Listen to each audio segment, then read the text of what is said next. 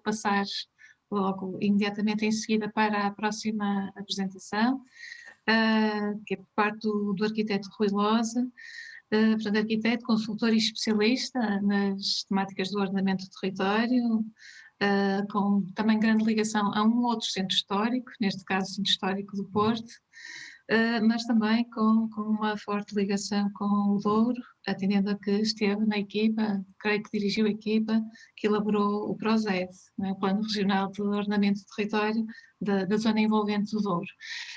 Por isso, também não, pedindo também para alguma contenção no tempo, para ver se conseguimos recuperar um bocadinho, passo-lhe a palavra, vai falar, portanto, da gestão do Douro, obra de arte a partir da vinha. Muito bom dia. Queria, antes de mais, cumprimentar a professora doutora Esther Gomes da Silva, e é um prazer tê-la como moderadora deste painel. Queria cumprimentar todos os companheiros de painel e todos os participantes do seminário. E pedindo muitas desculpas, vou ler. Não é coisa que esteja nos meus hábitos, costumo ser muito mais gráfico, mas, enfim, devo referir que o texto que apresento remonta, no essencial, ao ano passado, quando ainda se esperava que a pandemia não fosse impedimento do Congresso, então previsto de modo presencial e na Alfândega do Porto. Mas o diabo tece-as e chegamos aqui nestas circunstâncias. Quero, antes de mais, agradecer à organização o convite, que muito me honra, e felicitar a pertinácia que permitiu a realização do Congresso, apesar das inúmeras dificuldades que tiveram de ser superadas. Em jeito de síntese, deixaria aqui o desafio a uma reflexão que apela à montagem de uma gestão robusta em termos de meios, de competências e de poder. Primeiro, porque sem capacidade de mobilização de meios materiais e humanos não será viável a gestão sustentada desta paisagem, que envolve naturalmente inúmeros conflitos territoriais, setoriais e sociais, entre muitos outros. Segundo, porque sem competências colocadas no terreno, a paisagem não será defendida com a necessária inteligência, que não é substituível por regulamentos ou planos, nem por decretos com soluções ideais ou milagrosas. Nada substitui o bom senso da inteligência humana quando se trata de salvaguardar um bem com a complexidade da paisagem do Douro. Terceiro, porque sem poder, qualquer órgão que pretenda exercer uma gestão eficaz fica tolhido no alcance das suas medidas. Estas parecem-me ser ponto-chave da gestão desta paisagem evolutiva e viva, que é ao mesmo tempo economia, com videiras, uvas e vinhos, mas sobretudo com uma comunidade muito própria que a constrói e a mantém ao longo de séculos. Agradeço assim a todos os participantes deste congresso que exercitem sobre o meu texto a sua reflexão sobre a paisagem como recurso, afinal, mero subproduto do vinho e ainda assim, com todo o mérito, património mundial. Isto foi qualquer coisa que eu escrevi recentemente para introduzir a conversa, que começa de outra maneira. Dionisos, filho de Zeus, muito antes de Baco e de Cristo, subiu ao Olimpo para escolher, a partir do alto, onde plantar a melhor vinha. Percorreu o olhar por nevoeiros imensos, voou sobre colinas e planícies, sobre encostas ensolaradas, por margens de rios e mares. Incansável, queria superar tudo o que ia vendo. Sobre o mundo de então, que era pouco mais do que a Europa, alguma Ásia e um pouco da África, deteve-se no alto de um penhasco a admirar a natureza dura do Douro. Agreste, enrugado, pedregoso, rocha sobre rocha, coberta por um matagal pouco variado. Não se sabe em que estação do ano terá feito Dionisos esta prospeção, mas o que é certo é que ele soube ver que aqui, precisamente aqui, onde não podia dar mais nada, seria o melhor território para o melhor vinho. Perante as escarpas de xistos cortantes, duros como ferro, sonhou lavrar, talhar a rocha, sorribar o terreno, moer com trabalho a pedra dura até fabricar o solo onde pudesse mergulhar as raízes das suas videiras preferidas. Sonhou muros e caminhos, escadas de pedra e veredas marginadas pelas sombras de oliveiras. Olhando a grandeza do vale, Dionisos desenhou em sua mente o projeto de socalcos, seguros por muros robustos, para reter a terra calhenta, acumulando sobre ela as capas vegetais e úmidas das ervas das primaveras e das folhas dos outonos. Sobre os socalcos alinhou videiras, com fundas raízes, capazes de encontrar a água tão escassa à superfície durante grande parte do ano, durante a maior parte dos anos. Na sua luta heroica pela vida, cada videirinha lá iria furando o rochedo, enfiando as suas raízes por qualquer brecha, segurando-se contra os ventos e bebendo, lá muito no fundo, as gotinhas de umidade que pudesse encontrar, restos de chuvas passadas. Cada vez mais fundas, as laboriosas raízes teriam de descer sempre mais longe, na procura do sustento que lhe pudesse engrossar a cepa, lançar os pâmpanos, suportar a folhagem respiratória e encher os bagos. Sabia Dionísio, muito antes de nós, que o vinho corre das pedras até aos lagares à custa de muito esforço, muita coragem e muita espera. Mas desistir não faz parte dos desígnios dos deuses. Escolheu o sítio, mas as encostas rochosas, para chegarem ao ponto de dar vinho, o dar está aí entre aspas, como é óbvio, para chegarem ao ponto de dar vinho, exigem primeiro muito trabalho, muito suor, de homem e de besta, a par de muita inteligência e de muita perseverança. Aí, Dionísio teve de fabricar o Doriense com a ajuda de todo um panteão olímpico. Rijo, obstinado, meio espartano na sua disciplina e meio ateniense na sua liberdade de pensamento, amante da sua leira e da sua videira, o Doriense foi curtido pelos deuses do vinho, a partir do nada, apenas com energia e crença no futuro, nem que seja longínquo. Foi todos os dias treinado contra a adversidade, a dureza da pedra, a timidez da videira, a geada fora da época, o calor de mais, calor de menos, míldios e pragas, chuvas de granizo, grosso, duro, demolidor dos caixos, e tantos outros episódios que o vinho passa desde a uva até se transformar no pão dos filhos. Sorribar agora, plantar depois. Escavar agora, sulfatar depois. Podar agora, desfolhar depois. Vindimar agora, esmagar depois. Fermentar agora, para armazenar depois. Vender agora, para receber depois. E depois de cada depois, há mais depois, por anos e séculos. E o Doriense repete e continua. 4 anos à espera da primeira uva, depois à espera de cada vindima. Morto de trabalho, o Doriense não desiste. Não vai embora. Fica, o seu filho fica, e o filho do seu filho fica. Eleito e condenado por Dionísios, há um Doriense que fica para que sempre se repita o ritual do vinho. Socalco após socalco, varda após varda, videira após videira, o Doriense cumpre o seu castigo de fazer as encostas darem o que não têm, usando apenas a magia do vinho, que tem o dom de transformar em pão ou em ouro, com a ajuda da videirinha, o suor do homem através do xisto inerte, seco, duro, gelado e quente.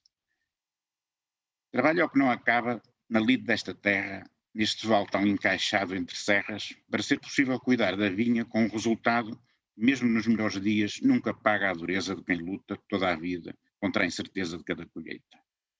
O que não sabia Dionísio é que no fim da vinha feita, entre muros e cepas, entre encostas e vales profundos, entre socalcos com bardos de videiras e adegas plantadas nos cabeços mais proeminentes, o Doriense, querendo apenas fazer vinha, acabou a fazer paisagem.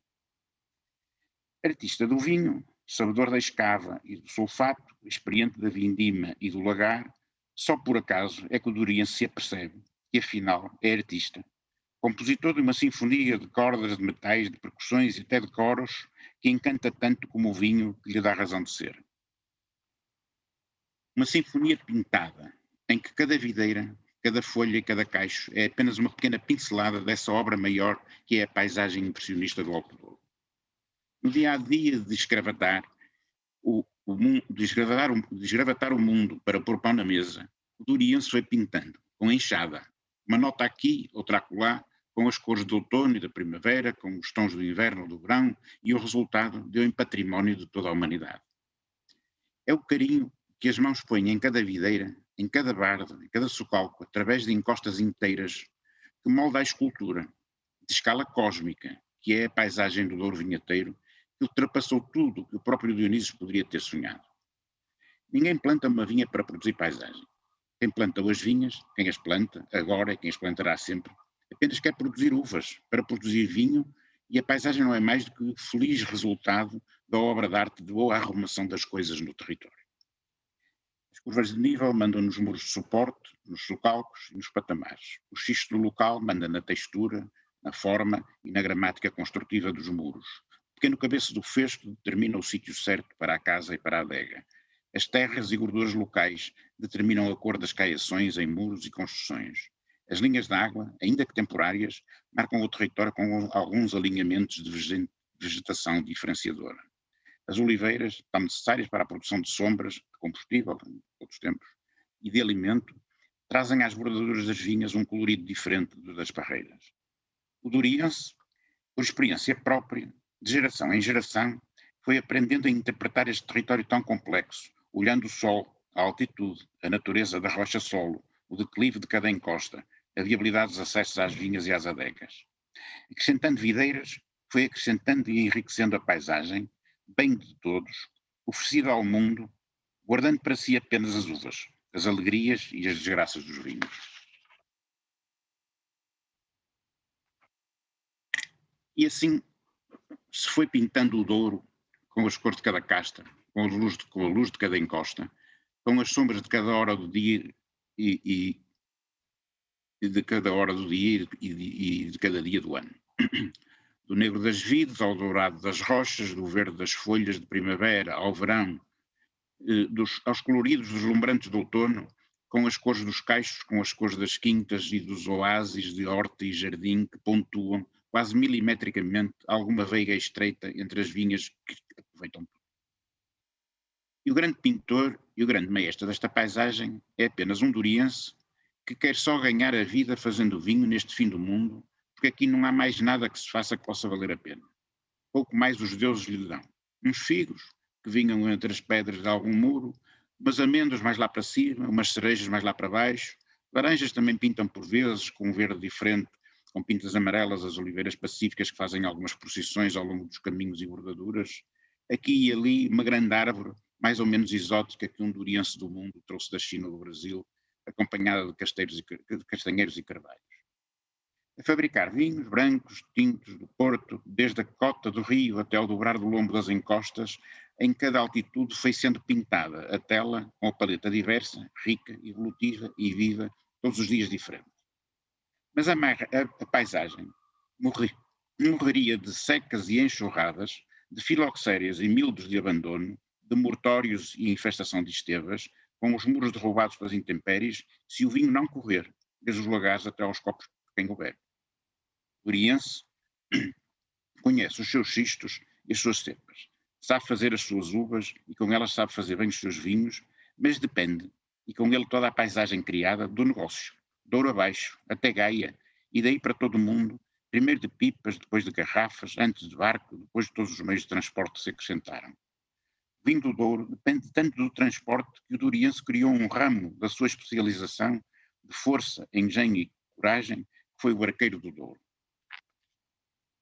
Artista da armação, escolhidas as árvores certas, cortadas as tábuas, armados os costados do rabelo, firmadas as cavernas depois, montado o mastro e a espadela, era necessário levar as pipas até ao rio, carregá-las com equilíbrio e arte sobre o casco chato e depois manobrar pelos rápidos, com saber e coragem, invocando a ajuda dos santos, porque Baco e Dionísio já se tinham retirado.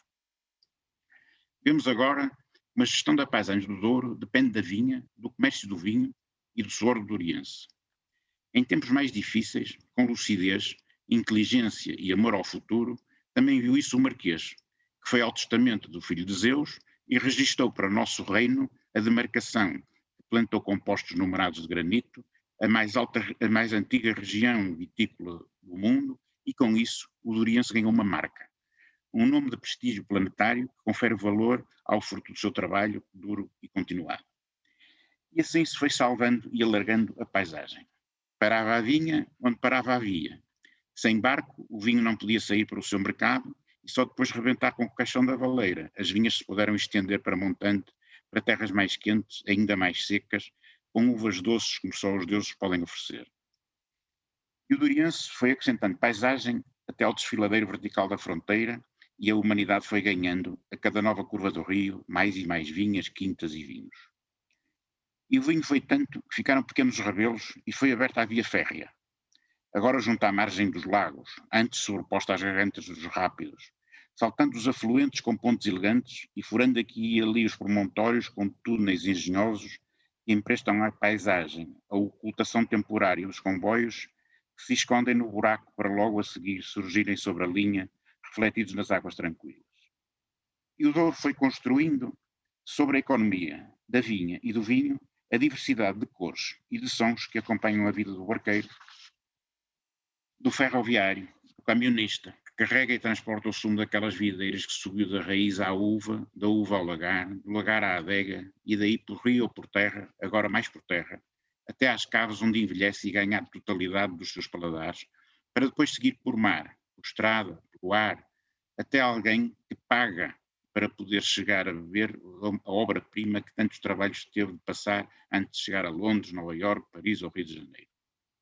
Cada cêntimo de euro, dólar ou libra que entra para pagar um cálice de vinho faz parte do ecossistema que mantém viva a paisagem do Douro, sedimentada em séculos de fabricação e conservação de muros e vinhas, de aldeias e quintas, de vias férreas e líquidas, de armazéns, laboratórios, de todo o universo necessário à perpetuação da obra de arte que agora é património cultural da humanidade.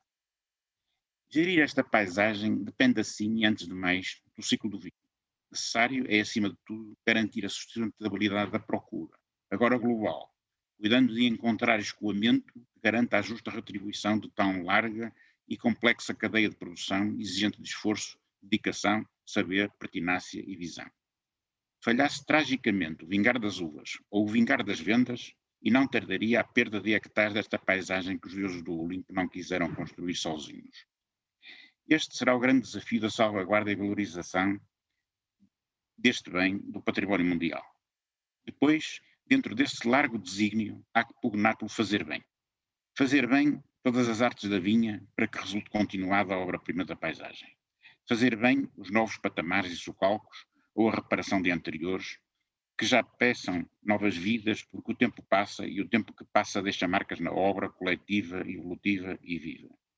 Fazer bem na plantação dos bárbaros, olhando à sua composição orgânica relacionada com o solo. Fazer bem a escolha das castas que resultam os melhores vinhos e conferem às panorâmicas a riqueza de cores que ultrapassa todas as uniformidades e monotonias. Fazer bem as vindimas e os vinhos, porque sem isso o Douro perderia nos tabuleiros da exigência, onde assenta desde há séculos a garantia de qualidade dos seus vinhos. Fazer bem as casas e aldeias que fazem parte da paisagem, dentro das vinhas, pelas encostas e vales, até mesmo pelas montanhas. Fazer bem a gastronomia e o turismo, que procura aqui a arte das cores e dos sabores que o vinho acompanha no rio, nas cidades e vilas, nas quintas, no que resta de mosteiros e capelas. Fazer bem as estradas e os caminhos que desenham sempre linhas na paisagem exposta, onde nada fica nunca escondido. É esse fazer bem que agora mais que nunca se exige ao Douro, que entregou a sua paisagem ao mundo com a responsabilidade da sua sustentada continuação e valorização. Mas a arte de fazer bem assume aqui uma pesada responsabilidade, ao mesmo tempo coletiva e individual. Como em qualquer orquestra se exige que cada intérprete desempenhe com excelência o papel do instrumento do seu naipe, também para além disso importa a missão do maestro, porque sem liderança, entrega ao livre-arbítrio de cada um, o Douro correria o risco de ver a sua paisagem desequilibrada por uma casa aqui, um talude acolá, uma ruína de um abandono, uma vinha maltratada, como um nódoas evitáveis a estragar a composição. É essa figura do maestro da paisagem que na obra coletiva terá de assegurar a gestão do bom gosto e do bom senso, recursos escassos essenciais à obra de arte. Sem Dionísios que protejam o património mundial, tem de ser também o douriense a assumir o encargo de conservar o valor excepcional universal que a Unesco soube reconhecer nesta paisagem. Perante a grandeza da obra e a sua complexidade, importa sobretudo que a equipa de gestão tenha a visão completa e integrada de uma realidade que resulta de tantas infinitas variáveis e gera por isso todos os dias incontáveis conflitos. Sem querer, procurando apenas fazer vinho, o douriense fez paisagem, mas com isso, sem intenção, o douriense acrescentou também um novo recurso. Afinal, a paisagem que resultou do casamento da vinha com as encostas é um valor que acaba de acrescentar às uvas, às azeitonas e aos figos um fruto inesperado que é o valor estético do Val do Douro. Recurso frágil, raro, dependente dos negócios do vinho, a paisagem veio a revelar-se depois de elevado valor cultural como elevado valor económico.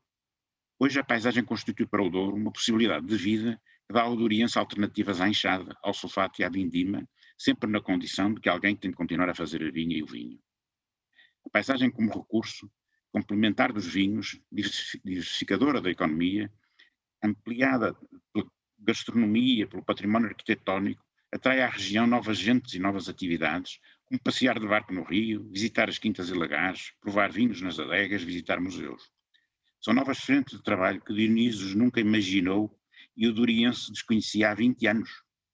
Agora vão crescendo, dando diversidade de oportunidades e complementaridade à economia da vinha. Esse é o desafio olímpico que no Douro a gestão da paisagem tem pela frente. Obrigado. Muito obrigada, Sr. Arquiteto, por este registro quase poético do Douro e da complexidade inerente à gestão desta paisagem, que aborda aqui, eu também utilizando aqui uma mitologia, o recurso à metáfora da mitologia grega, também vou dizer que a partir de um trabalho hercúleo, de uma forma não intencional, como diz, o trabalho na vinha acaba por ter um reflexo fortíssimo e poderoso na paisagem e será importante de facto manter a paisagem e a memória histórica, porque disso também depende a valorização do produto, não apenas, mas também o bem-estar e a qualidade de vida das pessoas no Douro. Portanto, muito obrigada.